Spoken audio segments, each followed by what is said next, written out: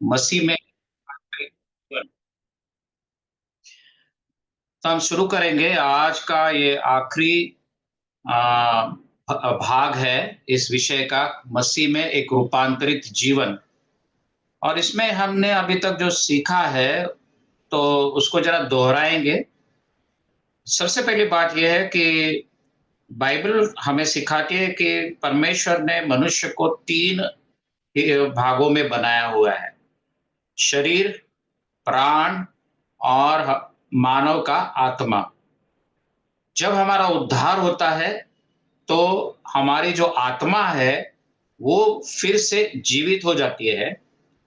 और जब हम यीशु को ग्रहण करते हैं, पश्चाताप करते हैं, अपने जुबान से उसको प्रभु करके कबूल करते हैं, उद्धारकर्ता करके कबूल करते हैं, उस समय हमारी जो आत्मा है वो नई बन जाती है और हम पिता के साथ संपर्क कर सकते हैं। अभी हम प्रार्थना कर सकते हैं, उसको पुकार सकते हैं, उसको पहचानना शुरू कर देते हैं। लेकिन बाइबल हमें सिखाती है कि हमारा प्राण जो है, या जीव या मन, कुछ भी बोले उसको, अ, वो जो है अभी भी वो नया नहीं हुआ है। हमारा उद्धार होता है तब हमारा जो आत्मा है, मानव का आत्मा, मनुष्य का आत्मा, वो नया बन चुका है और उसमें अब पवित्र आत्मा आके रहता है। अब आता है अगला भाग, वो है हमारा मन, जीव या प्राण, जहां पर हम सोचते हैं, भावनाएं हैं, इच्छाएं हैं, कल्पनाएं हैं। ये सब जो है, इसको हम कहते हैं हमारा मन। अब उस मन का नवीनीकरण होना, या दूसरे शब्दों में उसका उद्धार होना जरूरी है, बाइबल सिखाता है। और ये जब तक हम इस पृथ्वी पे है तब तक हमारे मन का नवीनीकरण होना, या मन के उद्धार की जो प्रक्रिया है वो चालू रहती है।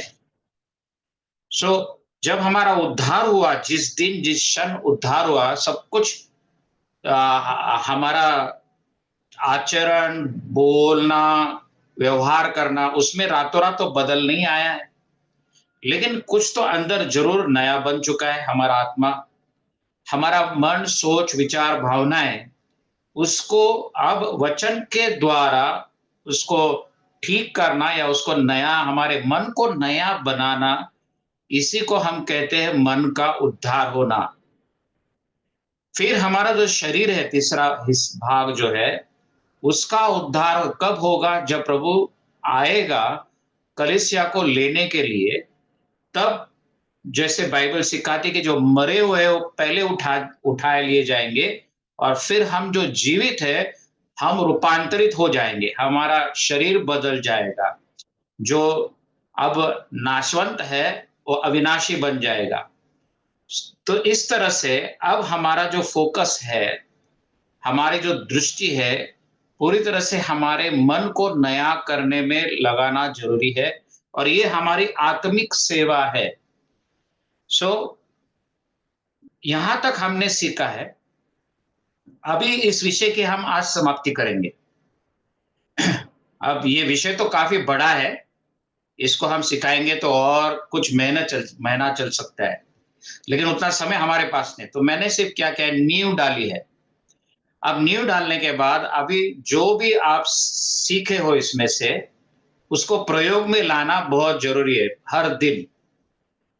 क्योंकि हम जानते हैं कि यीशु मसीह एक विपुल जीवन देने आया, लेकिन हम उस विपुल जीवन को अनुभव नहीं कर पा रहे, मसीह होने के बाद भी नहीं कर पा रहे। इसका एक ही कारण है कि हमारे मन का नवीनीकरण नहीं हुआ है। वचन के द्वारा उस प्रक्रिया को हमने शुरू तक नहीं किया है। उद्धार हो गया, उसमें हम समाधान में है हमें, और आगे हम नहीं बढ़ रहे कि वचन के द्वारा हमारे मन को बदलने की जो प्रक्रिया है, उसमें हम परमेश्वर के साथ जुड़ नहीं रहे हैं। तो ये यहाँ तक हमने सीखा है। अब इसका आखिरी आज का जो भाग है वो उससे हम समाप्ति करेंगे। जैसे मैंने कहा, ये विषय काफी बड़ा है और इसको हम बहुत सीख सकते हैं, बहुत सारे सेशंस ले सकते हैं। लेकिन ये फाउंडेशन नींव जो है काफ़ी है, इसके ऊपर आपको बना पाव अब आपको आगे जाके इसमें बढ़ना ज़रूरी है। आज हमारा जो विषय है वो मसीह में एक रूपांतरित जीवन, इसमें हम सीखेंगे कि एक रूपांतरित मन या जिस मन का, प्राण का नवीनीकरण हो चुका है, वो एक स्वस्थ मन रहता है, वो कैसा होता है? और हम ये भी सीखेंगे कि अगर मसीह बनने के बाद भी हमारा मन कमज़ोर रह सकता है क्योंकि हमने उसको वचन के द्वारा उसका नवीनीकरण नहीं होने दिया है। तो एक कमज़ोर मन कैसा होता है और एक स्वस्थ मन कैसा होता है, वो आज हम देखेंगे। तो बहुत बहुत बार ऐसा हो जाता है कि हमें लगता है कि मैं तो 10 साल से मसीह में हूँ, मैं तो सेवा भी कर रहा हूँ, मैं उपवास कर रहा हूँ, प्रार्थना कर रहा हूँ, मैं बहुत सारे बाइबल स्टडी भी कर रहा हूँ।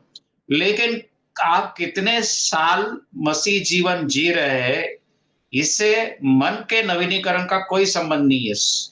आप 20 साल से अगर मसीह हो, लेकिन मन का नवीनीकरण अगर नहीं किया है, तो 20 साल के बाद भी, उद्धार होने के बाद भी 20 साल से आपका जो मन है वो कमज़ोर है और इसी वजह से आप जो विपुल जीवन यीशु ने दिया हुआ है, उसका आप पूरी तरह से अनुभव नहीं ले पा रहे। परमेश्वर की आशीषें जो है, उसका पूरा अनुभव हम नहीं ले पा रहे।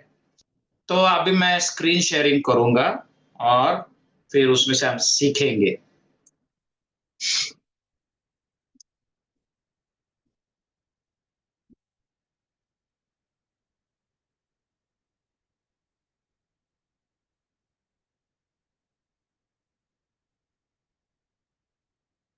ओके, तो आज का विषय आपके सामने है।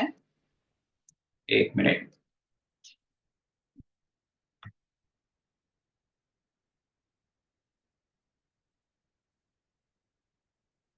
ओके, मसीह में रूपांतरित जीवन, स्वस्थ मन विरुद्ध कमज़ोर मन। सबसे पहले 1 मिनट में ज़रा मेरे इसको स्क्रीन को ठीक कर देता हूँ।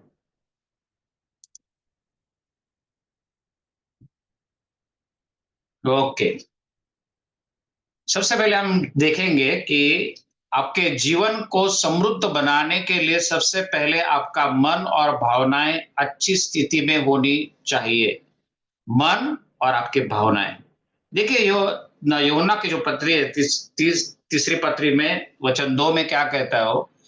हे प्रियो मेरी यह प्रार्थना है कि हे प्रिय मेरी ये प्रार्थना है कि जैसे तू आत्मिक उन्नति कर कर रहा है, वैसे तू सब बातों में उन्नति करे और भला चंगा रहे। अब ये काफ़ी प्रसिद्ध ऐसा वचन है जिसका इस्तेमाल बहुत सारे जो समृद्धि सिखाने वाले जो लोग हैं वो करते हैं, जिसको हम प्रॉस्पेरिटी गॉस्पेल कहते हैं, कुशलता का वचन जो पढ़ा यानी कि सिखाते विषय कि अगर आप मसीह में हो तो आप हर तरह से आपको आशीषित रहना या समृद्ध रहना बहुत जरूरी है। अगर आप सच मसीह में हो तो ऐसे सब सिखाते हो, मैं उस विषय में नहीं जाऊंगा।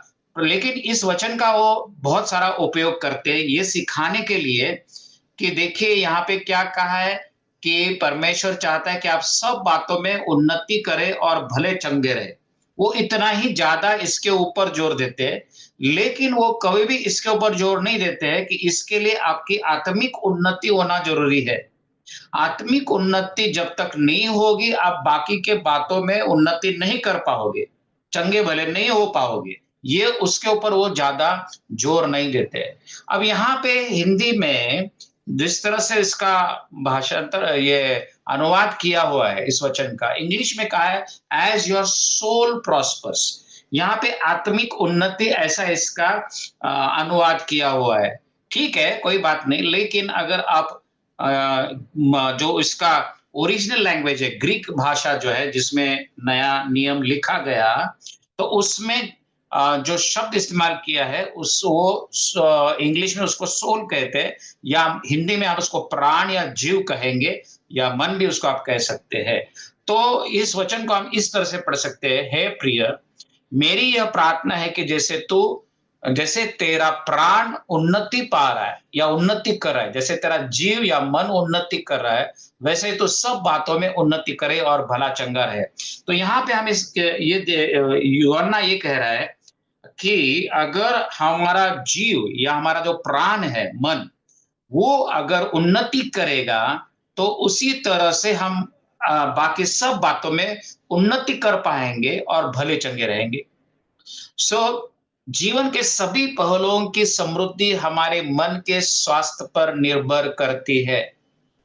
क्योंकि हम मसीह है, और हमारा आत्मा का उद्धार हो चुका है, लेकिन अगर हमारे मन का उद्धार या नवीनीकरण नहीं होता है, तो हम, जैसे मैंने तीसरे भाग में सिखाया था, कि उस विपुल जीवन को हम नहीं अनुभव कर पाएंगे। और यही समस्या काफी मसीही लोगों की है सारे दुनिया में, सिर्फ भारत नहीं, अपने देश में नहीं, या सिर्फ महाराष्ट्र में नहीं, या सिर्फ नागपुर में नहीं, तो सभी जगह पे हर एक देश में हम देखते हैं कि मसीह जो है वो काफी उनको स्ट्रगल करना पड़ रहा है कि आशीषित होने के लिए, लेकिन वो ये समझ नहीं पाते या फिर उनको सिखाया नहीं जा रहा है कि उनके मन की उन्नति या उसके मन का नवीनीकरण होना बहुत जरूरी है, हर एक बाकी सब बातों में उन्नति पाने के लिए। यहाँ पे मैं समृद्धि या उन्नति इस शब्दों को इस्तेमाल कर रहा हूँ। तो काफी लोग, जैसे मैंने कहा, ये सिखाते हैं कि देखिए यहाँ पे क्या क्या है, कि इंग्लिश में कहा है कि एज योर सोल प्रॉस्पर्स, तो प्रॉस्पर शब्द पे बहुत जोर देते हैं, और उसका अर्थ वो सिर्फ भौतिक या फाइनेंशियल आशीषों से जोड़ते हैं, उसको पैसे की आशीषों से जोड़ते हैं, या गाड़ी बंगला बहुत अच्छी नौकरी, उस भौतिक चीजों से उसको सिर्फ जोड़ते हैं। लेकिन यहाँ पे सिर्फ समृद्धि या उन्नति का अर्थ सिर्फ भौतिक चीजें, आशीषें, या फिर पैसा, गाड़ी बंगला, प्रॉपर्टी, इससे नहीं है, सिर्फ उतना नहीं है। सबसे पहले यहाँ पे समृद्धि या प्रॉस्पेरिटी का या उन्नति का अर्थ ऐसा होता है कि तुम्हें जो जरूरतें हैं वो पूरी होकर दूसरों के लिए तुम आशीष बनो, दूसरों के लिए आशीर्वाद बनो। तो ये अर्थ है बाइबल के हिसाब से, बाइबल के अनुसार समृद्धि का या प्रॉस्पेरिटी का। जैसे भजन संहिता 23 में कहता है दाऊद कि परमेश्वर जो यहोवा मेरा चरवा है और मुझे कोई घटी नहीं होगी। तो उन्नति क्या है, समृद्धि का अर्थ क्या है? समृद्धि या उन्नति का अर्थ ऐसा है कि ऐसी स्थिति में आप हो कि जहां पे आपको कोई घटी नहीं है, हर दिन की रोटी और जो भी जरूरतों की चीजें वो आपको परमेश्वर अद्भुत रीति से दे रहा है। इतना ही नहीं, तो आपका जीवन अब दूसरों के लिए आशीष बन रहा है। बहुत बार ऐसे देखा जाता है हमारे जीवन में, मेरे जीवन में भी, कि हम एक तो हमारा जीवन हर समय कुछ ना कुछ घटी और कमियों से भरा हुआ रहता है। तो इसका कारण क्या हो सकता है? हम इतने प्रार्थना करते हैं, इतना सब कुछ हम करते हैं आत्मिक तरह से, या फिर हम देखते हैं कि हम तो बहुत सब देते हैं लेकिन हमारा जीवन आशीषित नहीं होता है। तो इसका कारण इस वचन में हमें मिल जाता है, यो 3 यूहन्ना 2 में, कि हमारे मन की जो उन्नति होनी चाहिए वचन के द्वारा, या समृद्धि इसको कहेंगे, वो नहीं होने के कारण बाकी सब बातों में हम उन्नति नहीं पा रहे। और अगर कोई कहता है कि मैं मेरे मन से या आत्मिक रीति से मैं बहुत उन्नत हूं, और वो दूसरी चीजों में अगर उन्नति नहीं पा रहा है, या फिर भला चंगा नहीं, या फिर समृद्धि नहीं अनुभव रहा है, तो उसको दोबारा सोचना चाहिए कि सच में क्या उसकी आत्मिक उन्नति हुई है कि नहीं। और यही हम देखने वाले हैं आज, की अगर कौन सा मन एक उन्नत पाया हुआ मन है, उन्नति पाया हुआ मन है, या दूसरा कमजोर मन कैसा होता है। आइए आगे बढ़ेंगे। अगला वचन बहुत ही महत्वपूर्ण वचन है। इब्रानियों का पत्र है, चौथा अध्याय और 12 वचन में क्या कहता है? क्योंकि परमेश्वर का वचन जीवित और प्रबल और हर एक दोधारी तलवार से भी बहुत चौका है, और प्राण और आत्मा को और गांठ गांठ और गुदे गुदे को अलग करके आर पार छेदता है और मन की भावनाओं और विचारों को जांचता है। अब इस वचन पे खास ध्यान दीजिए। मैंने कुछ शब्दों को हाइलाइट किया हुआ है दो कलर्स में, रंगों में। प्राण और आत्मा। तो परमेश्वर का जो वचन है वो क्या करता है, वो तलवार है, दोधारी तलवार है। और वो क्या करता है कि जैसे तलवार जैसे छेदती है, आर पार छेदती है, उस तरह से प्राण और आत्मा को यहाँ इस वचन में फिर से एक बार अलग दिखाया है।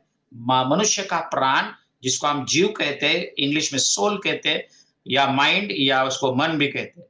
और फिर मनुष्य की आत्मा, ये पवित्र आत्मा नहीं है। यहाँ पे हमें ध्यान देना होगा कि यहाँ पे जो आत्मा कहा है ये मनुष्य की आत्मा है, ये पवित्र आत्मा परमेश्वर की आत्मा नहीं है। और फिर आगे जाके इस वचन में कहा है कि गांठ गांठ, जॉइंट, इंग्लिश में जॉइंट इस शब्द को इस्तेमाल किया है। देखिए हमारा जो शरीर है काफी हड्डियों से भरा हुआ है, लेकिन वो हड्डियों को क्या किया गया है, जोड़ा गया है। ओके, तो उसका ये वो अर्थ होता है वहां पे कि जहां जिस तरह से हमारे हड्डियों को जोड़ा गया है, उस जोड़ के बारे में इसमें कहा गया है। तो परमेश्वर का वचन ये गाढ़ गाढ़ और गुदे गुदे को अलग करके आर पार छेदता है। तो इंग्लिश में जो गुदे गुदे को क्या कहा है, मैरो। ये मैरो कहाँ रहता है, तो हमारे हड्डियों के अंदर जो रहता है, जिसमें खून बनता है। ये बहुत जरूरी बातें मैं आपको बता रहा हूं, क्योंकि देखिए एक सवाल उठता है कि प्राण और आत्मा तक ठीक है, हम समझ सकते हैं कि पौलुस यहाँ पे सिखा रहा है कि परमेश्वर का वचन प्राण और आत्मा को छेदता है, ठीक है। लेकिन आगे जाके वो गांठ और गुदे का क्या संबंध है, क्या संबंध है, इसमें क्यों लाने की जरूरत है?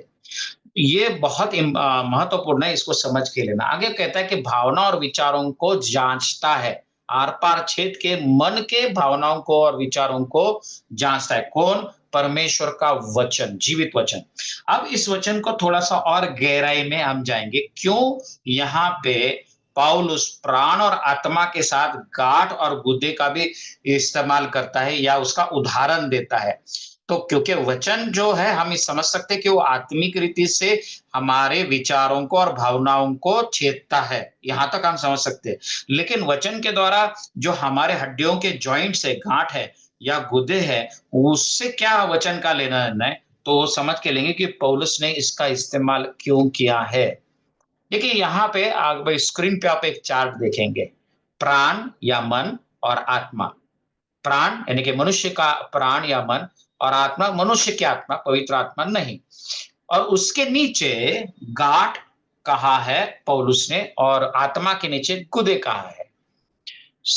उसको मज्जा भी कहते हैं। और गांठ जो मैंने बताया आपको कि इसको ये जिस हमारे हड्डियों को जोड़ने का काम वो करता है। तो यहाँ पे हम जरा समझ के लेंगे, प्राण, फिर गांठ, और फिर विचार। तो प्राण के साथ विचार जुड़ा हुआ है, हम मन में विचार करते हैं। अभी आत्मा की तरफ देखिए, आत्मा, गुदे, और फिर हेतु और उद्देश्य। अब जो मैंने आपको बताया, मैरो जो है, जो हमारे हड्डियों के अंदर रहता है, उसको बोन मैरो कहते हैं, जिसको हिंदी में यहाँ गुदे या मज्जा कहते हैं। उसमें से रक्त बनता है, रक्त में क्या है, जीवन है। तो आत्मा का संबंध जीवन से है और हमारे उद्देश्य से है। प्राण या मन का संबंध क्या है, विचारों से है। लेकिन अब अभी आगे जाके मैं आपको और अच्छे से समझाता हूं कि क्यों पौलुस ने गांठ और गुदे का इस्तेमाल किया हुआ है। अब देखिए आपके सामने एक चित्र है, यहाँ पे आपको क्या दिख रहा है, कनेक्टर्स है।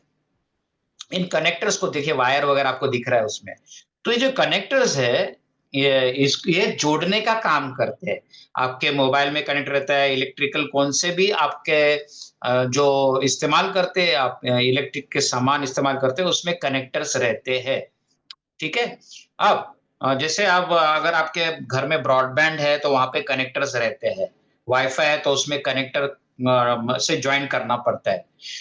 तो यहाँ पे मनुष्य की आत्मा मनुष्य का जीव और मनुष्य का शरीर, बीच में है मनुष्य की जो जीव है, या उसको मन या प्राण कहेंगे। देखिए, प्राण, मन और जीव ये एक ही है, तो मैं उसको अलग-अलग समय में अलग-अलग नाम इस्तेमाल कर रहा हूँ, लेकिन आप समझ के लीजिए। अब क्या हो रहा है यहाँ पे, आत्मा और शरीर को जोड़ने वाला कौन है? आपका मन है। आपकी आत्मा और आपके शरीर को कौन जोड़ता है? आपका मन जोड़ता है। आपके ज अगर आप आँख बंद करेंगे तो ये चित्र सामने लाइए कि आप 3 भागों के बने हुए शरीर है, और फिर आपका मन है, और फिर आपका आत्मा है। लेकिन आपके शरीर और आत्मा को जोड़ने का काम कौन करता है? मन करता है। कनेक्टिंग जोड़ है। उसी वजह से इस कारण पौलुस ने जो प्राण है या जीव है, उसके साथ में किसको जोड़ा है? गाँठ को जोड़ा। ठीक है? उसलिए उसने ये शब्द इस्तेमाल किया गाँठ, क्योंकि गाँठ क्या करते हैं कि हड्डियों को जोड़ते हैं। हुँ? तो विचार जो है, आपके मन में जो कल्पनाएँ हैं, विचार है, इच्छा है, भावनाएँ हैं, तो वो उसके द्वारा आप शरीर और आपके आत्मा को ये कनेक्ट करता है मन। प्राण या जीव आपके विचारों से जुड़ा है। आपके विचार आपके निर्णय, कार्य और भावनाओं को प्रभावित या निर्देशित करते हैं। ओके, अब सोचिए, देखिए, आपके विचार में बहुत ताकत है, बहुत सामर्थ है। मनुष्य के मन में जो मनुष्य जो कल्पना करता है, उस कल्पना के द्वारा जो विचार करता है, उसका असर मनुष्य के सारे जीवन पे, शरीर पे भी और आत्मा पे भी बहुत प्रभावी रीत्या हो जाता है।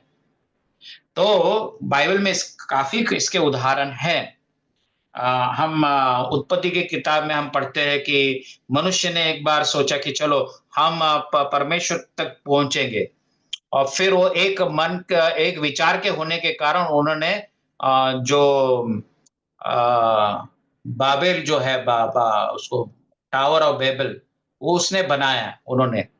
और फिर परमेश्वर ने वहां आके उनको भाषा में उनके जिस तरह से मनुष्य को अलग अलग भाषा में बांट दिया, वो सब हम जानते हैं।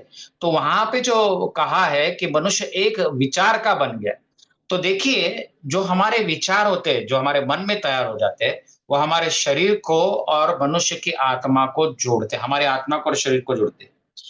तो हमारे जो विचार है या हमारे जो मन में जो निर्णय होते हैं, कार्य, भावनाएँ होते हैं, वो हमारे डायरेक्शन को प्रभावित करते हैं। हमारे जीवन में हम कैसे आगे बढ़ने वाले हैं, ये हमारा शरीर नहीं ठहराता है।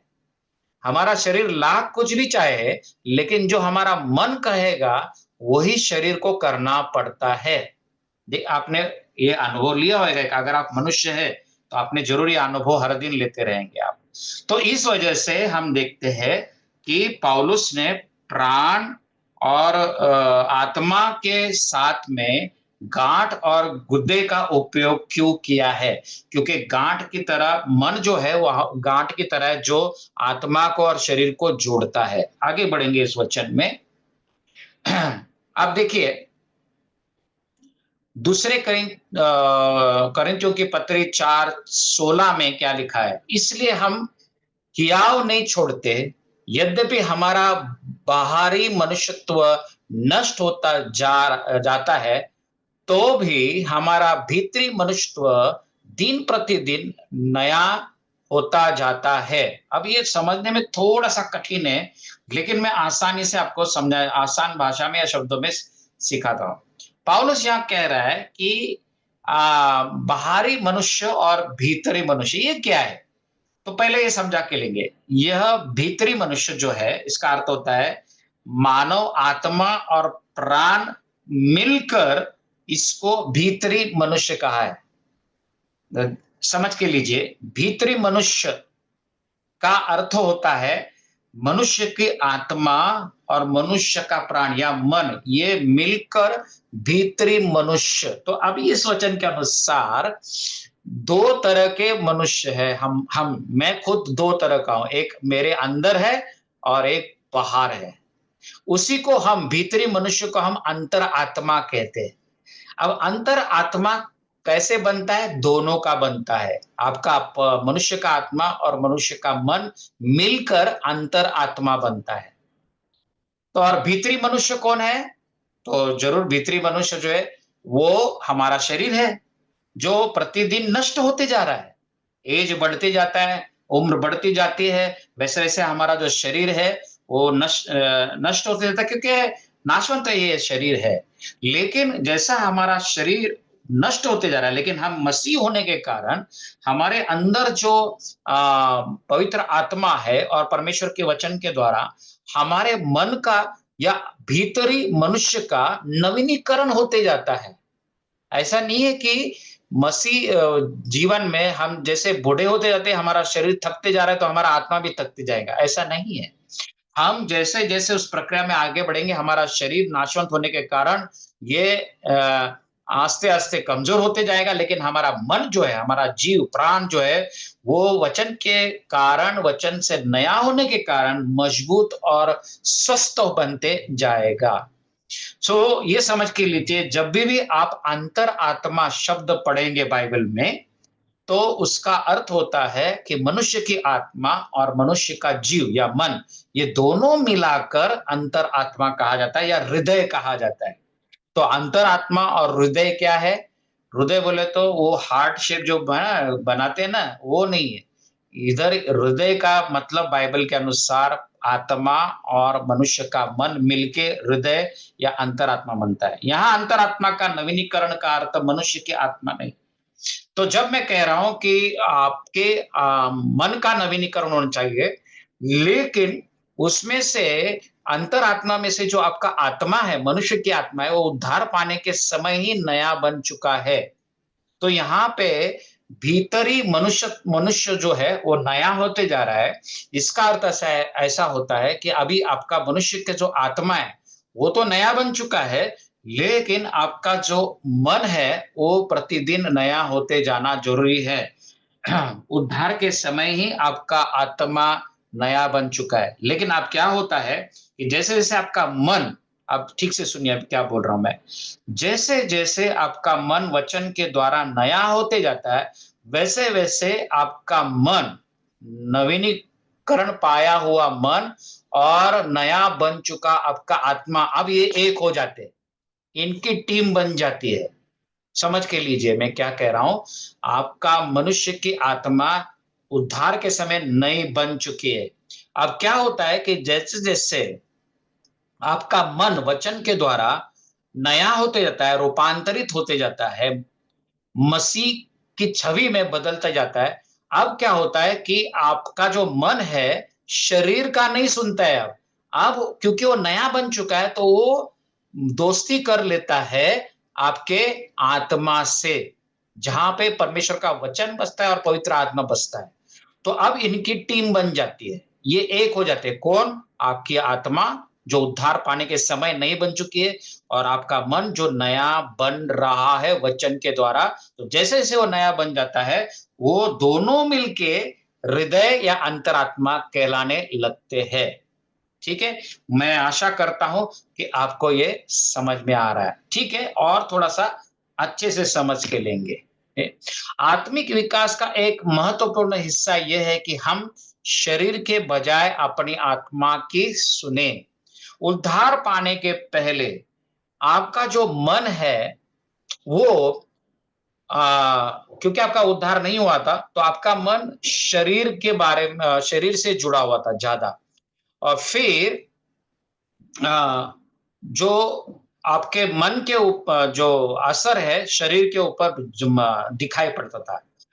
अब यहाँ इस चित्र में आपको दिखाई देता है कि मनुष्य की आत्मा और मनुष्य का जीव एक बन चुके हैं उद्धार के बाद, क्योंकि आत्मा का उद्धार हो चुका है, मनुष्य के जीव का उद्धार हो रहा है, नवीनीकरण हो रहा है वचन के द्वारा। तो भीतरी मनुष्य कौन है? मनुष्य की आत्मा और जीव मिलकर भीतरी मनुष्य बनता है। द आउटर मैन इंग्लिश में कहा है, और माफ कीजिए, इनर मैन कहा है इंग्लिश बाइबल में। इनर मैन, भीतरी मनुष्य। ये भीतरी मनुष्य क्या है? दूसरी शब्दों में भीतरी मनुष्य का अर्थ होता है अंतरात्मा या हृदय। तो जब भी आप हृदय कहते हो, तो वो हृदय नहीं जिसमें से आपका खून पंप किया जाता है पूरे शरीर में, वो नहीं। तो यहाँ पे हृदय का अर्थ होता है कि आपका आत्मा, मनुष्य का आत्मा और जीव मिलके हृदय अंतरात्मा बनती है और ये एक हो जाते हैं। अब क्या होता है कि आपका जो जीव है वो आपकी आत्मा का सुनने लग जाता है क्योंकि उसका नवीनीकरण हो गया है, उसका कनेक्शन हो गया है। और क्योंकि अभी आपका जीव, ठीक से समझ के लीजिए, क्योंकि आपका जब जीव नया बन जाता है, मन नवीनीकरण होने लगता है और क्योंकि अभी वो आत्मा का सुनने लग जाता है, अब आपके शरीर को फॉलो करना पड़ता है, आपके शरीर को सुनना पड़ता है आपके मन का, क्योंकि आपके मन का जोर यानी कि शरीर का जोर अब नहीं चलता है क्योंकि ये दोनों एक बन चुके हैं। लेकिन अगर आपका जीव या मन जो है उसका नवीनीकरण नहीं हो रहा है, तो बैलेंस नहीं रहेगा। कुछ तो भी गड़बड़ कनेक्टिविटी में है, जोड़ में है, जो कनेक्टर है उसमें जोड़ है। देखिए, मैं एक आपको उदाहरण देता हूँ। जब भी अगर आपके पास ब्रॉडबैंड है, ब्रॉडबैंड या ठीक है, मैं इतना बहुत कठिन उदाहरण नहीं दूँगा। आपके पास टॉर्च रहेगा ना, टॉर्च जो बैटरी पे चलते हैं ना, टॉर्च अंधेरा हो जाएगा तो हम टॉर्च इस्तेमाल करते हैं। तो उसमें आप नई बैटरी डालेंगे, कई बार ऐसा होता है कि वो टॉर्च आपका पुराना हो चुका है। अब आप नई बैटरी डालते तो वो भी नहीं चल रहा है। फिर आपको समझ में नहीं आ रहा है कि अरे मैंने तो नई बैटरी डाली है, ये क्यों चल नहीं रहा है? फिर अगर आप कभी बैटरी खोलेंगे तो उसका जो कनेक्टर रहता है, जहाँ पे आप वो सेल डालते हैं, बैटरी डालते हैं, वो वहाँ पे आप देखेंगे जहाँ पे वो कनेक्ट करने का जगह रहती है, तो वो काली पड़ चुकी रहती है, काली पड़ चुके रहते हैं। अगर आप उसको घसेंगे और उसको उसको जो भी उसके ऊपर आ गया है वो निकाल देंगे, जिसको इंग्लिश में कार्बन कहते हैं, अगर उसको कार्बन को आप निकाल देंगे और फिर सेल डालेंगे तो ठीक से चल जाता है। यानी कि कनेक्टर में अगर गड़बड़ी है, तो लाइट नहीं दिखाई देता है, प्रकाश नहीं आएगा, कितना भी नया सेल डालो। कितना भी नया सेल डालो।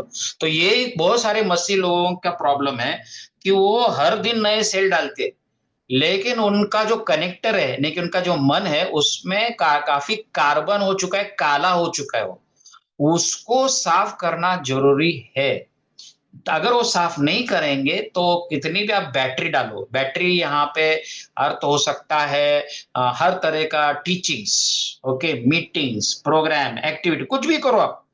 वो मन में जो कार्बन चढ़ा है उसको अगर आप नहीं निकालोगे वचन के द्वारा, तब तक जो लाइट है वो बाहर निकलेगा नहीं ना। बल्ब भी चेंज करेंगे तो कोई फर्क नहीं पड़ेगा। तो इस तरह से हमारे 3 भाग काम करने लग जाते हैं जब हमारा उद्धार होता है।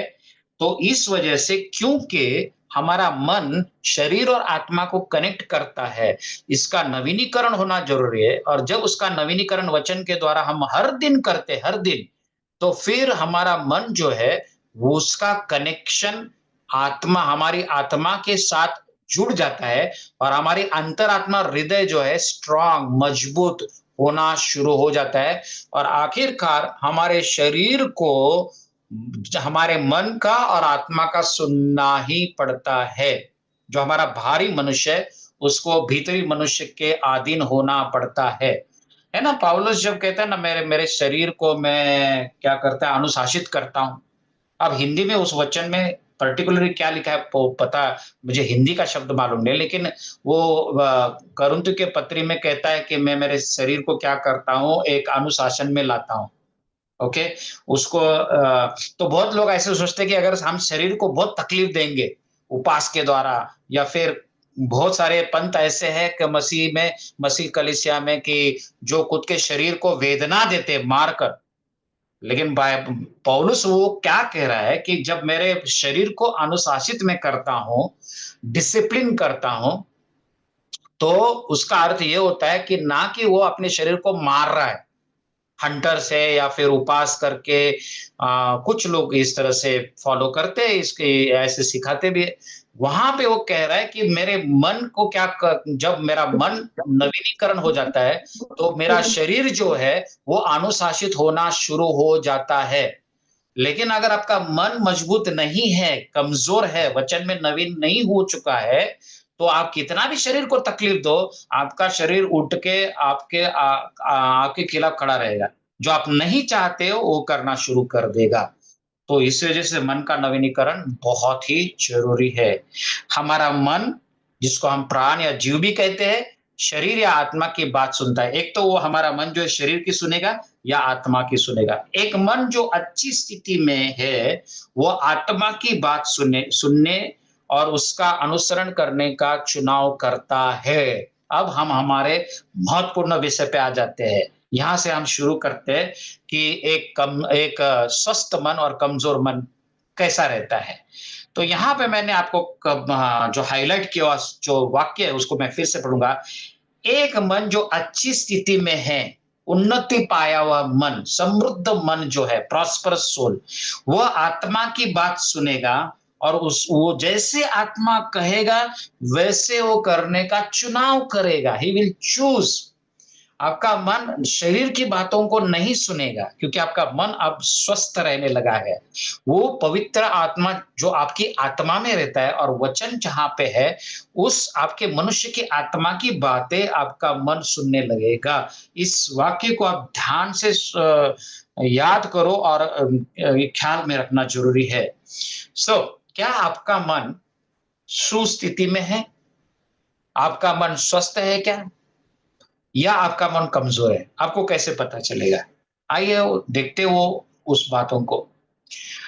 सबसे पहले हम देखेंगे कि कमज़ोर प्राण या मन जो है उसके 8 लक्षण। अब अगर आप प्रामाणिकता से खुद को परखेंगे, अपने मन को परखेंगे तो आपको समझ में आ जाएगा कि आपका मन या जिसको हम प्राण कहते हैं जीव, कमज़ोर है या स्वस्थ है। हुँ? कमज़ोर प्राण के 8 लक्षण। पहला लक्षण यह है कि बाइबल के ज्ञान का अभाव। अब ये जो वचन है मैंने संदर्भ दिए हैं वो तो मैं नहीं पढ़ूँगा क्योंकि फिर उसमें समय काफ़ी जाएगा। आप ज़रूर पढ़िए जब आप रिकॉर्डिंग सुनोगे। होशे 4:6 में कहा है कि परमेश्वर कहता है कि मेरे लोगों को मेरे बारे में ज्ञान नहीं है, तो वो नाश पा रहे हो। उनका नाश हो रहा है।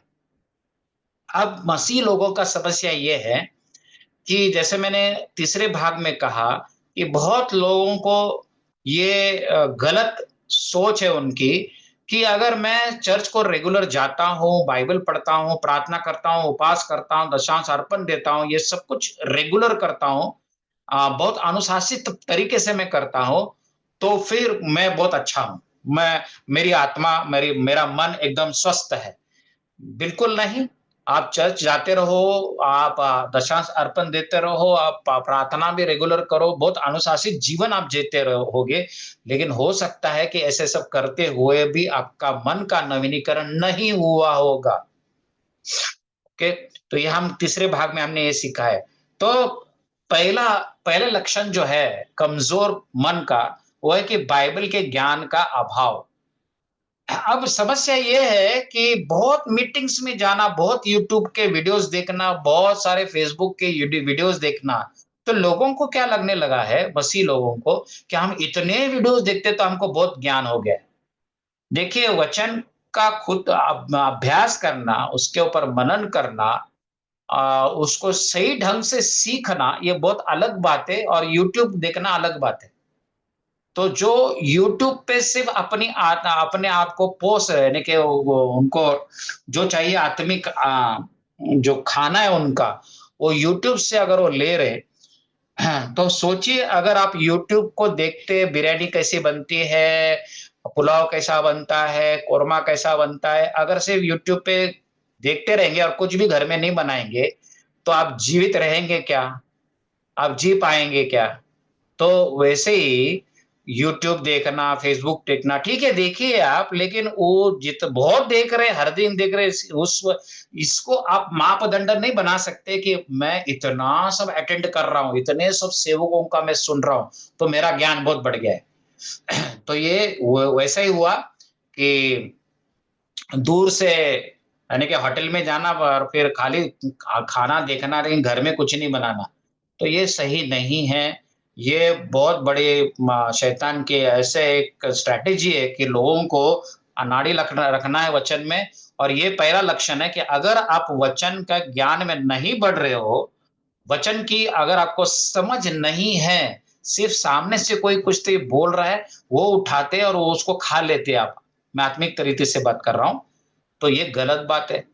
आप किसी जगह पे अगर भाजी भी लेने जाते हैं तो उसको ठीक से चेक करके लेते हैं, चिकन मटन लेते हैं तो उसको चेक करके लेते हैं। लेकिन आपके पास वचन को चेक करके लेने का क्या आपके पास कौन-सी योजना है? उसने उतनी समझ आप में है क्या? कि भाई सामने से ये जो सिखा रहा है, ये सच में वचन के अनुसार है या नहीं है? इसकी परख करने के आप में क्षमता है क्या? अगर नहीं है तो फिर आपको परमेश्वर के वचन का ज्ञान ज्ञान जो है वो कम है या उसका अभाव है और ये कमज़ोर मन का लक्षण है। दूसरा लक्षण कमज़ोर प्राण का या मन का, शरीर की इच्छाएँ हमें नियंत्रित करती है। उदाहरण के लिए हमारा अनियंत्रित वज़न बढ़ना, खर्च करना, आदतें, यानी कि हमारा जो शरीर है, हमारे शरीर की जो इच्छाएँ हैं, वो हमको नियंत्रित करने लग जाती है। बहुत लोगों को खाने के ऊपर वो नियंत्रण नहीं कर सकते हैं। अ, आज अगर आप जो अमीर देश है, जैसे अमेरिका है, तो वहाँ पे जिसको इंग्लिश में ओबेसिटी कहते हैं, यानी कि जो क्या उसको कहते हैं इनमें जो अ, वज़न बढ़ना जो ये एक बीमारी रहती है ओबेसिटी वज़न बढ़ना। तो अमेरिका में बच्चों का यानी कि 3-4 साल, 5 साल के बच्चों का भी इतना वज़न हो चुका है जैसे वो 50-60 साल के लोगों का होना चाहिए। तो ये ओबेसिटी वज़न बढ़ना ये कि क्यों होता रहा है कि अनियंत्रित खाना। देखिए बाइबल में कहा है सदोम और गुमोरा का परमेश्वर ने नाश किया। उनको परमेश्वर का क्रोध आया। तो आपको बाइबल में पढ़ने को मिलेगा, आप ढूँढिए कि सदोम और गोमोरा में पाप क्यों फैला? तो इसका 3 वजह दिए गए, उसमें से एक वजह है कि खाना, वो खाने के इतने शौकीन थे कि खाने के लिए वो पाप जैसे उनका शरीर कहने लग गया, वैसे वो करना शुरू कर दिए। इस वजह से उनका इतना पाप बढ़ गया। ऐशो-आराम और खाना, बाइबल में कहा है ऐशो-आराम और खाना, ये उनकी सबसे बड़ी कमज़ोरी बन चुकी थी जिसकी वजह से उनमें पाप बढ़ गया। तो शरीर की इच्छाएँ पूरी करना, खर्च के ऊपर एक कमज़ोरी हम सबको भी रहती है। मैं भी कभी-कभी कमज़ोर पड़ जाता हूँ खर्च करने में। अनियंत्रित खर्च करना क्योंकि हमारा शरीर चाहता है अच्छे कपड़े, अच्छा खाना, ये वो और फिर सब कुछ उसके ऊपर ही खर्चा करना। हाँ, तो एक कहावत मेरे पिताजी कहते थे कि ईसाई की कमाई कपड़े में गँवाई, ऐसे कहते थे वो। जो ईसाई है, वो अपना सारा पैसा कहाँ खर्च करता है? कपड़े पे, तो शरीर पे खर्च करता है। तो ये दूसरा लक्षण है, अगर आपके शरीर की इच्छाओं को आप नियंत्रित नहीं कर पा रहे, वो इच्छाएँ आपको नियंत्रित कर रही है, तो फिर आपका प्राण जो है, आपका मन जो है, उसका नवीनीकरण नहीं हुआ, वो कमज़ोर है। तीसरी कमज़ोरी या लक्षण क्या है? कमज़ोर या दुविधाग्रस्त मन। याकूब 1:8 बाद में आप पढ़िए कि जो व्यक्ति दो चित्त का होता है, 2 चित्तों का, 2 मन का रहता है, वो हमेशा कमज़ोर रहेगा, वो निर्णय नहीं ले पाते कि क्या करें? वो देख बहुत सारे मसीह में देखता हूँ, वो हमेशा हर एक चीज़ में, हर एक बात में, छोटा हो, बड़ा निर्णय हो, उसमें वो लटकते रहते हैं। वो कभी भी सही निर्णय नहीं ले पाते।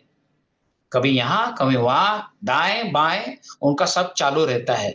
तो ये अगर आप हर एक चीज़ में स्थिर नहीं हो, आप दुविधा में हो, हर समय कन्फ्यूज़्ड हो और वो कन्फ्यूज़न की वज़ह से आप निराशा में जाते हो, तो फिर आपका मन एक कमज़ोर मन है, ये तीसरा लक्षण है। चौथा लक्षण क्या है कमजोर मन का? नकारात्मक चीजों के बारे में सोचते रहना और अपने विचारों पर नियंत्रण न रख पाना। तो फिर दूसरे करंथियों 10:4 और 5 में जरूर पढ़िएगा। तो चौथा लक्षण कमजोर मन का यह है कि हमेशा कुछ लोग सिर्फ नेगेटिव थिंकिंग, नकारात्मक विचार करते हैं। वो मसीह होके भी बहुत प्रार्थना और उपवास करने के बाद भी कुछ कुछ उनकी सोच रहती है, कुछ विचार रहते हैं, कुछ भावनाएँ रहती है, वो छोड़ ही नहीं सकते। और कुछ सालों के बाद नकारात्मक चीज़ें या नकारात्मक भावनाएँ, विचार उनको अच्छी लगने लग जाती है। अगर वो नहीं रहेंगे, तो वो अस्वस्थ हो जाते हैं। समझो किसी दिन वो उठ गए और बिस्तर पे उठ गए और बैठ गए और एकदम अच्छी-अच्छी उनके मन में अच्छे-अच्छे चीज़ें आने लग गए, अच्छे-अच्छे विचार आने लग गए, अच्छे कल्पनाएँ तो वो डर जाते हैं कि मेरे को क्या हो गया है? क्यों मेरे को बुरा नहीं लग रहा है? क्यों मैं डर नहीं रहा हूँ? क्यों मैं निराश नहीं हूँ? तो एक साइकोलॉजिकल इफ़ेक्ट वो यानी कि एक तरह से मानसिक रूप से बीमारी बन जाते हो। और हमेशा नकारात्मक बातों पे ही वो फ़ोकस करेंगे और उनकी प्रार्थनाएँ सब नकारात्मक बातों से ही भरी रहती है। और वो अपने विचारों पे नियंत्रण नहीं रख सकते हैं। यानी कि एक विचार से शुरू हो जाएगा कि अरे बाप रे! समझो आप खाना खाने को बैठ गए, मैं ज़रा बढ़ा-चढ़ा के बात कर रहा हूँ, आपको समझे। खाना खाने को बैठ गए, अरे ये खाने के बाद मेरा पेट तो नहीं दर्द होएगा ना? अरे पेट दर्द हो जाएगा तो शायद मेरे को कैंसर होएगा। अरे कैंसर होएगा तो मैं तो कल मर जाऊँगा। यानी कि मैं ज़रा बढ़ा-चढ़ा के उदाहरण दे रहा हूँ। इस तरह से जो नेगेटिव बातें हैं, देखिए नकारात्मक बातें, विचार, कल्पना सब में आती है। लेकिन उस बातों का हम क्या करते हैं, उस विचारों का, कल्पना का हम क्या करते हैं, उसके ऊपर निर्भर है कि आपका मन कमज़ोर है या स्वस्थ है। 5वाँ जो लक्षण है वो है परिवर्तन से इनकार करना, पिछले व्यवहार का बचाव करना और बहाने बनाना, अपने लिए कारण खोजना। तो जिनका मन मसीही होने के बाद भी कमज़ोर है, वो हमेशा क्या करेंगे कि वो मेरे जीवन को परिवर्तन की ज़रूरत है, मेरे सोचने में, कल्पनाओं में, मेरे व्यवहार में, बोलने में, तरीके में, आचरण में बदलने की ज़रूरत है, ये मानेंगे ही नहीं वो। वो मानते ही नहीं है। वो उनको बहुत कठिन जाता है मानने के लिए। उल्टा वो क्या करते हैं कि जितना भी उनका व्यवहार या आचरण है, उसको वो कैसे सही है, वो अपना खुद का बचाव करेंगे कि नहीं-नहीं मैंने ऐसा क्यों बोला था? मैंने वैसा क्यों किया था? ये कारण है। क्यों मैं निराशा में रहता हूँ? क्यों मैं बहुत नेगेटिव सोचता हूँ? उसका कारण ऐसा है, ये है, वो कारण वो है। जैसे आदम ने हव्वा का कारण दिया कि उसने मुझे दिया, उसके वजह से मैंने खाया। तो अपनी गलती कभी नहीं मारेंगे। मुझे बदलने की ज़रूरत है, इससे वो पूरी तरह से इनकार करेंगे, वो बहाने बनाएँगे नए-नए कारण सो खोजेंगे, क्यों नहीं चर्चा है? नहीं क्या हो गया कि ऐसा हो गया, वैसा किया। दूसरे संडे फिर पूछेंगे, क्यों नहीं भाई मीटिंग को आए? क्यों नहीं जुड़े शनिवार को ज़ूम मीटिंग पे? तो फिर नहीं वो ऐसा है, वैसा है, एक एक बार समझ सकते हैं, लेकिन वो हमेशा कारण सोच अगर ऐसे लोग हैं जो इसमें से बाहर ही नहीं निकल पाते हैं और हर समय कुछ ना कुछ कारण खोजते हैं, तो उनका मन क्या है? कमज़ोर मन के है वो। ये 5वाँ लक्षण है। हाँ, छठा लक्षण है अपना सारा समय प्राकृतिक, सांसारिक और भौतिक चीज़ों पे खर्च करना। उनका मन जो है परमेश्वर के बातों पे नहीं लगता है। परमेश्वर के राज्य पे उनका मन नहीं लगता है। वो हमेशा देखिए उनकी प्रार्थना, उनके उपवास अ, कहीं भी जाएँगे किसी भी सेवक को बोलेंगे तो वो स एक ही चीज़ एक तो वो भौतिक चीज़ों के लिए प्रार्थना करेंगे, सांसारिक चीज़ों के लिए पारिवारिक चीज़ों के लिए प्रार्थना करने को बोलेंगे। या फिर उसके लिए उपवास करेंगे, उसी के लिए प्रार्थना वो उनका सब कुछ यही बातों पे रहता है, परमेश्वर के राज्य के बारे में सोचते तक नहीं है। सारा समय इन चीज़ों में अगर आपका जा रहा है, देखिए आपके प्रार्थनाओं के पर के क्या करते हैं आप प्रार्थना? ज़्यादातर आपके प्रार्थना अगर आपकी मेजॉरिटी न 90% से भी ज़्यादा आपकी प्रार्थनाएँ आपकी ज़रूरतें, पारिवारिक चीज़ें, भौतिक चीज़ें जो भी आपको तकलीफ है वो, इनके ऊपर ही अगर रहेगी तो फिर आपका मन अभी भी कमज़ोर है। हुँ? 7वाँ लक्षण, भावनाओं को अपने दृष्टिकोण और व्यवहार पर नियंत्रण करने देना। यानी कि ऐसे लोग हैं ये, जिनका मन कमज़ोर है 7वाँ लक्षण ऐसा है कि इनके सब कुछ जो है, वो जो भी सोचते हैं, जो भी व्यवहार भी करते हैं सब कुछ भावनाओं पे चलता है उनका।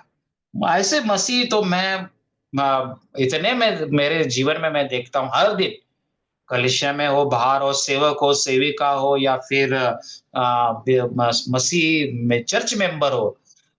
म मैं जब देखता हूँ इन लोगों को सब कुछ भावनाओं के द्वारा करते उनको प्रार्थना भी भावनाओं के द्वारा करनी है। उनको प्रचार भी भावनाओं में ही करना है। उनका जो भी दृष्टिकोण है, विचार जो है, उनके व्यवहार जो है, सब कुछ वो भावना जब तक वो भावना उनको फ़ील नहीं होती, वो कुछ करनी थी। दे मैं ऐसे लोगों को जानता हूँ कि जो उनको जो लोगों के बारे में जो बोझ है ना बोझ, आप कोई बीमार है समझो, या किसी को कोई बहुत ज़रूरत है, गरीब है, तो इन लोगों को है ना ये सबसे पहले अपने उनकी भावनाएँ क्या प्रतिक्रिया दे रही है, वो दिखते हैं और इमीडिएटली जैसे उनकी भावनाएँ हो जाएँगे, वैसे वो आचरण करते हैं या फिर सोचते हैं वैसा वो कृति करना शुरू कर देते हैं, एक्शन में आ जाते हैं। ये बहुत डेंजरस है। हमारे भावनाएँ हर दिन बदलती है। तो हमेशा एक जैसे नहीं रहते, भावनाओं पे विश्वास करना गलत है। मैं हमेशा सेवकों को यही कहता हूँ कि सेवा भावनाओं के द्वारा मत करो, पवित्र आत्मा की प्रेरणा से सेवा करनी चाहिए, भावनाओं से नहीं। शैतान यही चाहता है तो वो हमें फँसा देता है। देखिए जंगल में जब यीशु मसीह का यीशु में पवित्र आत्मा उसको लेके गया 40 दिन वो उपवास कर रहा था, तब शैतान ने वही काम किया ना, उसके भावनाओं को भड़काने की कोशिश की। और फिर उसके ऊपर यीशु ने उसके ऊपर जय प्राप्त किया। तो जिनके मन कमज़ोर है, हाँ, 7वां लक्षण ये है कि उनकी भावनाएँ सब कुछ नियंत्रण करती है। वो जो भी करते, मानवीय भावना के अनुसार करते, पवित्र आत्मा की प्रेरणा या वचन का उधर कोई जगह नहीं रहती।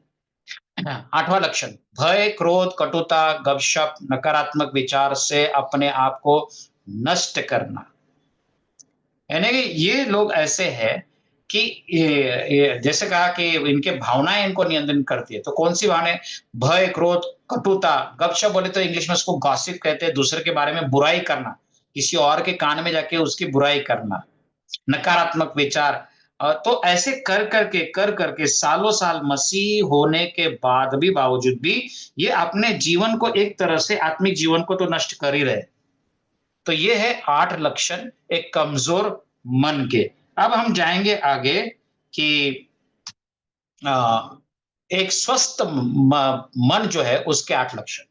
एक जिस मन का वचन के द्वारा नवीनीकरण हो चुका है वो मन कैसा होता है? सबसे पहला लक्षण ये है, सीखने और बदलाव की उसमें भूख रहेगी। जो स्वस्थ मन है देखिए अगर आप डॉक्टर के पास जाएँगे और डॉक्टर को कहेंगे कि भाई मेरे को भूख ही नहीं लग रही है, भूख नहीं लग रही है डॉक्टर साहब। खाना सामने रहता है लेकिन इच्छा नहीं होती है खाने को, वज़न घट रहा है। तो फिर सबसे पहले डॉक्टर साहब आपको बोलेंगे कि आपके ज़रा विटामिन चेक करो, है ना? यानी कि कौन-सी विटामिन कम है, विटामिन बी वगैरह कम होने की संभावना है। फिर वो वैसे फिर आपको वो विटामिन दे देते हैं। वो खाने के बाद विटामिन बी वगैरह खाने के बाद आपका भूख भी बढ़ जाती है ना? तो इसी तरह से जिनका मन स्वस्थ है, वचन के द्वारा नवीन होते जा रहा है, वो उनकी जो वचन के बारे में जो भूख है और बदलाव की जो भूख है, वो बढ़ती जाती है, कम नहीं होती है। अब मैंने बहुत वचन सीख लिया, उसके लिए अभी मुझे बहुत हो गया अभी वचन, मैं बहुत बदल चुका हूँ। तो वो कमज़ोर मन है, लेकिन जो स्वस्थ मन है, वो कभी भी समाधान नहीं रहता है अपने जीवन को बदलने में, रूपांतरित होते जाता है। यीशु के छवि में बदलते जाता है वो, महिमा से महिमा में वो बदलते जाता है। तो ये भूख वचन के लिए बहुत रहती है और बदलाव के लिए भूख रहती है। यानी कि ऐसा हो सकता है कि हम बदलाव की कोशिश कर रहे हैं और हम थोड़ा-सा उसमें हम नहीं कमज़ोर पड़ जाते हैं उस प्रयास में। कमज़ोर पड़ने के बाद भी जो स्वस्थ मन रहता है, वो कहता है कि नहीं, मैं ठीक है, मैं असफल रहा हूँ आज, लेकिन मैं नहीं छोड़ूँगा, मुझे बदलना ही है। और वो वचन में और ज़्यादा जाएँगे, मन को और शुद्ध वचन के द्वारा बनाने में जुट जाएँगे वो कमज़ोर नहीं पड़ेंगे। बहुत सारे मसीह लोग 1-2 बार कोशिश करते हैं और फिर नहीं होता है तो फिर वो बोलते जाने दो, अब तो मेरा मुझे नहीं लगता है कि ये मेरे से होगा, मैं बार-बार गलती वही करते जा रहा हूँ और मन का नवीनीकरण ये सब वगैरह मेरे से नहीं होएगा। तो ये कमज़ोर मन के लक्षण है। स्वस्थ मन क्या कहता है कि ठीक है, तो गलती की है, पश्चाताप कर। जो स्वर्गीय पिता है, वो विश्वसनीय है, वो तुम्हें तेरे पाप की क्षमा करेगा। वो उठता है और फिर से वचन के द्वारा अपने मन को वो फिर से एक बार नवीन करने में जुट जाता है। तो ये है स्वस्थ मन के लक्षण। तीसरा लक्षण है एक अनुशासित मन और इच्छा जो पवित्र आत्मा से सहमत हो। तो तीसरा लक्षण ये है कि जो जो नवीनीकृत मन है, जो स्वस्थ मन है, वो पवित्र आत्मा के साथ मिल के मसीह जीवन जीना सीख लेता है। आत्मा की प्रेरणा के द्वारा चलता है, ना कि अपने शरीर का सुनता है या संसार का सुनता है। तो जैसे मैंने कहा कि पवित्र आत्मा जो है अपने मनुष्य की आत्मा में बसता है वो। और फिर हमारा मन जो है वो हमारे मनुष्य के आत्मा से मिल जाता है जहाँ पे पवित्र आत्मा है। तो रोमियो के पत्री 8:6 में पौलुस ने यही सिखाया है कि अगर हम मसीह में है, नई उत्पत्ति या परमेश्वर के हम बच्चे हैं, तो पुत्र है, कन्या है, तो हम पवित्र आत्मा की प्रेरणा से जीवन जिएंगे। तो एक स्वस्थ मन क्या करता है कि वो हमेशा ये सोचेगा कि परमेश्वर की क्या इच्छा है और फिर पवित्र आत्मा क्या कह रहा है, परमेश्वर का वचन क्या कह रहा है इसके बारे में, और ना कि वो भावनाओं के अनुसार निर्णय नहीं लेगा। पवित्र आत्मा क्या कह रहा है उसके बारे में पहला वो सोचेगा और समझ के लेगा। चौथा लक्षण है आत्मिक विचारों और दृष्टिकोणों पर ध्यान केंद्रित करना। तो हमेशा जैसे मैंने कहा कि मत्ती मत्ती 6:33 जो ये वचन जो है आपको कि यहाँ पे यीशु मसीह कहता है कि प्रथम उसके राज्य को हमने ढूंढना चाहिए, बरोबर है, और उसकी जो धार्मिकता है उसको हमने पहले ढूंढना चाहिए। फिर उसके साथ में हम अगर उसके राज और धार्मिकता को मिलाएंगे, तो उसके साथ में हमें बाकी सारी चीजें मिलेगी। तो जो स्वस्थ मन है वो अपना जो दृष्टिकोण उसका वो आत्मिक रहेगा हमेशा। इन कहने का मतलब यह है कि कोई भी निर्णय लेने के पहले जब भी वो अपने भावना या जरूरतों के अनुसार नहीं लेगा निर्णय, वो पहले ये सोचेगा जिसका मन स्वस्थ है कि परमेश्वर क्या चाहता है, परमेश्वर का वचन क्या कहता है, पवित्र आत्मा इसके बारे में क्या कह रहा है। तो उसका पूरा जो थिंकिंग है, विचार करने का जो तरीका है वो आत्मिक बन जाता है पूरी तरह से। अब बहुत मसीह मैंने ऐसे मिले हैं मुझे जो कहते हैं कि देखिए भाई दुनियादारी है, हाँ, चर्च, आत्मिक जीवन, धार्मिक जीवन इसमें सब ठीक है, लेकिन जब हम तो जाते हैं, काम-धंधा करते हैं, नौकरी करते हैं, बिज़नेस करते हैं, तो वो तो दुनियादारी तो करनी पड़ती है। तो जैसे दूसरे कर रहे हैं, तो वैसा तो करना पड़ता है। तो फिर आपका मन अभी भी कमज़ोर है, आपका मन स्वस्थ नहीं है। तो अगर आपका मन स्वस्थ है, तो उसका लक्षण ये रहेगा कि चाहे दुनिया कुछ भी कहे, आप पहले सोचेंगे कि परमेश्वर की इच्छा क्या है, परमेश्वर क्या चाहता है, परमेश्वर कैसे सोचता है इस विषय में, और मैं किस तरह से निर्णय लेना चाहिए। तो ये है स्वस्थ मन के चौथा लक्षण। पांचवा लक्षण ये है अपनी गलतियों को खुलेआम स्वीकार करना और बदलने के लिए तैयार रहना। तो जो स्वस्थ मन है डरता नहीं है, अगर उसने गलती की तो बोल देता है कि अब मैंने गलती की है, मैं इस समय कमजोर था, लेकिन मैं फिर से प्रभु में खड़ा होता हूँ, मैं परमेश्वर से क्षमा मांगता हूँ और फिर से एक बार वो लग जाता है उस एरिया में, जिस एरिया में, जिस भाग में, जीवन के विभाग में वो कमजोर है उसके ऊपर काम करना शुरू कर देता है। तो ये है पांचवा लक्षण एक स्वस्थ मन का। बहुत लोगों को लगता है कि अगर मैं परमेश्वर में बढ़ चुका हूँ, मैच्योर्ड हूँ, तो फिर लोगों के सामने गलती कबूल करना या फिर मैंने यहाँ पे गलत किया है, ये मानना शायद कमज़ोरी हो सकती है। ये कमज़ोरी नहीं है, ये स्वस्थ मन का एक लक्षण है। छठा लक्षण, ऐसा मन जो परमेश्वर और स्वर्गीय बातों से संबंधित बातों में लगा रहता है। तो ये पहले भी मैंने कह चुका हूँ कि स्वर्गीय बातों में मन लगाना, परमेश्वर के राज्य पे मन लगाना, उसकी धार्मिकता को प्रथम मिलाना और फिर बाकी सारी चीज़ें परमेश्वर हमें देगा। सो अगर इस वचन को आप पढ़ेंगे, कुलुस्सियों 3, 1 से 10 तक, तो आपको ये वचन आपने पढ़ा रहेगा कि हमारा मन हम स्वर्गीय बातों पे लगाना चाहिए। तो ये कैसे हो सकता है कि एक स्वस्थ मन के द्वारा ही हो सकता है। चाहे आप बिज़नेस करते हो, चाहे आप नौकरी करने वाले हो, या पूरी तरह से सेवा में हो, दुनिया में आपको जाना पड़ता है, ठीक है, लेकिन जो स्वस्थ मन रहता है, वो बिज़नेस करते हुए भी स्वर्गीय बातों पे ही ध्यान देगा और परमेश्वर उसको फिर आशीषित करता है। 7वां लक्षण, मन जो भावनाओं को नियंत्रित करता है। तो एक स्वस्थ मन कैसा रहता है कि वो अपने भावनाओं को नियंत्रित करता है, ना कि भावना उसको नियंत्रित करते हैं। तो कमजोर मन में हमने देखा कि भावनाएं सब कुछ नियंत्रण करते हैं, लेकिन अभी जो स्वस्थ मन है, वो स्वस्थ मन अपने आने वाले जो विचार है, जो वचन के खिलाफ है, जो भावनाएं जो वचन के खिलाफ है, परमेश्वर की इच्छा के खिलाफ है, तो फिर वो क्या करते हैं कि जो स्वस्थ मन है, वो उस भावनाओं को गिरा देता है, उस विचारों को गिरा देता है, घुटनों पे लाता है, यीशु के सामने उसको झुका देता है कि नहीं, ये गलत है, ये सोच गलत है, ये भावना गलत है, ये विचार गलत है, ये निर्णय गलत है, ये नहीं चलेगा। तो भावनाओं का नियंत्रण नहीं होता है, तो मन उस भावनाओं पर नियंत्रण करना शुरू कर देता है। आठवां और आखिरी लक्षण एक स्वस्थ मन का, जीवन के प्रति दृष्टिकोण शुद्ध, सकारात्मक और आनंदमय होता है। सो इसका अर्थ ऐसा नहीं है कि मसीह जीवन में परेशानियां नहीं आएंगी, आती है, बहुत आएंगे। बाइबल में तो यीशु ने खुद कहा है कि आपकी परीक्षाएं होगी, आपके जीवन में संकट आएंगे, क्योंकि आपने मसीह पे विश्वास रखा है।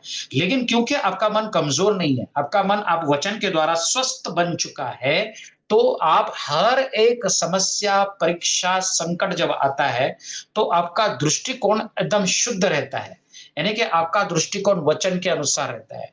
जैसे मैंने बताया तीसरे भाग में, जब जासूसों को भेजा गया भूमि को तराशने के लिए कि क्या हम इसको जीत सकते हैं, तो लोगों जब ये जासूस फिर से आए, तो जो जासूसों ने कहा कि नहीं नहीं हम नहीं जीत सकते, 10 जन ने कहा, 10 जासूसों ने कहा कि हम नहीं जीत सकते हैं, क्योंकि यहाँ तो राक्षस रहते हैं। और 2 ने कहा कि नहीं हम जीत सकते, क्योंकि यीशु ने परमेश्वर ने, यहोवा ने हमें वचन दिया है ना। तो दृष्टिकोण जो है, लोगों ने उस जो 10 जासूस है जिन्होंने नकारात्मक समाचार सुनाया, उनके ऊपर विश्वास रखा और सब गड़बड़ होगी। 40 सालों अविश्वास के कारण 40 साल तक वो पूरी पीढ़ी जा ही नहीं सके, वो जंगल में मर गए, वहां पे विल्डरनेस में मर गए वो। अब जो स्वस्थ मन रहता है, कितने भी संकट आ जाए, वो वचन के अनुसार सोचता है। मैं पॉजिटिव थिंकिंग के बारे में, सकारात्मक विचार, जो पॉजिटिव थिंकिंग जिसको बोलते हैं, उसके बारे में नहीं बात कर रहा हूं मैं। हमारे लिए पॉजिटिव थिंकिंग क्या है, हमारे लिए सकारात्मक विचार क्या है, वो है वचन के अनुसार सोचना, बोलना, वचन के अनुसार कल्पना करना। तो जो स्वस्थ मन है, कितने भी संकट आए, परीक्षाएं आए, शैतान कितना भी हमला करे, रुकावटें लाए, ये जो स्वस्थ मन जो है, वो खड़ा होकर कुछ समय तक वो थोड़ा सा डामाडोल हो सकता है, थोड़ा यहाँ वहां हो सकता है, लेकिन फिर से जो स्वस्थ मन है वो उठता है और कहते हैं नहीं, परमेश्वर का वचन ही कहता है, पवित्र आत्मा ने मुझे ये बताया हुआ है, परमेश्वर ने वाचा बांधी हुई है। तो वो उस तरह से सोचता है स्वस्थ मन। उसका जो सोचना है वचन के अनुसार सकारात्मक हो जाता है और उसमें से वो आनंदमय हो जाता है। वो जो पॉजिटिव थिंकिंग वचन में से जो आती है, सकारात्मक विचार जो है, उसमें से वो आनंद आता है। प्रभु का जो आनंद है, इस तरह से आता है, प्रभु का आनंद है मेरी ताकत। लेकिन वो प्रभु का आनंद आता कैसा है, जो मन स्वस्थ है, जिस मन का वचन के द्वारा नवीनीकरण हुआ है, उस मन, जब वो स्वस्थ मन वचन के अनुसार सकारात्मक सोचने लगता है, तो उसमें से ही आनंद आता है। तो सिर्फ गा के नहीं चलेगा, the joy of the Lord is my strength, प्रभु का आनंद है मेरी ताकत। तो सिर्फ गा के आनंद नहीं आएगा, उसके लिए आपके मन को नया होना जरूरी है। तो यहाँ पे अभी मैं मेरे जो अ, विषय है वो अभी हो चुका है, एक में। तो पास्टर बैक टू यू।